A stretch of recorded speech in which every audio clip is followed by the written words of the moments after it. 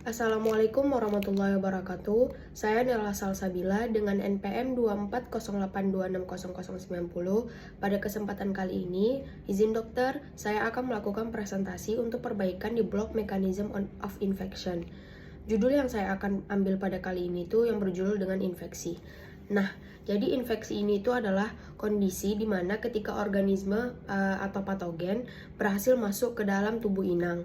Terus dia itu di situ berkembang biak dan menimbulkan gangguan kesehatan. Infeksi ini bersifat lokal atau terbatas atau bisa disebut juga sistemik. Tergantung pada jenis patogennya, rute masuknya, atau organ yang terkena. Terus selanjutnya itu ada rantai penularan infeksi.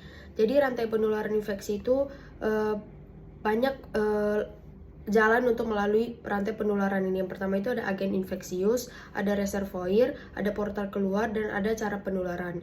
Jadi di agen infeksius ini tuh ada agen infeksius ini tuh mikroorganisme yang menyebabkan infeksi. Jenisnya itu meliputi yang pertama itu ada bakteri, kedua virus, ketiga jamur, keempat parasit, dan kelima prion. Terus yang di bakteri itu ada mikroorganisme uniseluler. Mikroorganisme seluler ini contohnya itu ada E. coli dan Salmonella. Terus di virus ini ada patogen non-seluler yang membutuhkan sel inang, seperti SARS-CoV-2 dan yang menyebabkan COVID-19.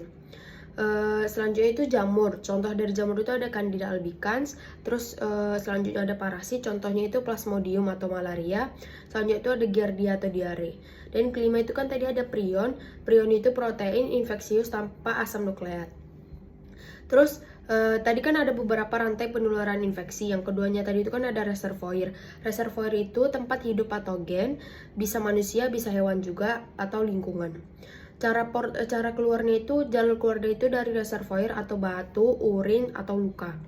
Ada pun beberapa cara penularannya. Yang pertama itu ada kontak langsung, droplet udara, makanan atau minuman yang terkontaminasi, dan juga vektor. Vektor itu seperti nyamuk dan lalat. Selanjutnya itu ada strategi patogen dalam infeksi. Mikroorganisme bertahan dan berkembang di tubuh inang dengan cara pertama, menempel pada sel inang atau adesi. Yang kedua itu menghindari sistem imun. Yang ketiga itu mengganggu jaringan tubuh dan menyebabkan inflamasi. Yang keempat itu menghasilkan toksin. Yang kelima itu membentuk biofilm. Dan yang keenam itu menyebabkan kerusakan organ. Oke, selanjutnya itu ada tanda dan gejala infeksi.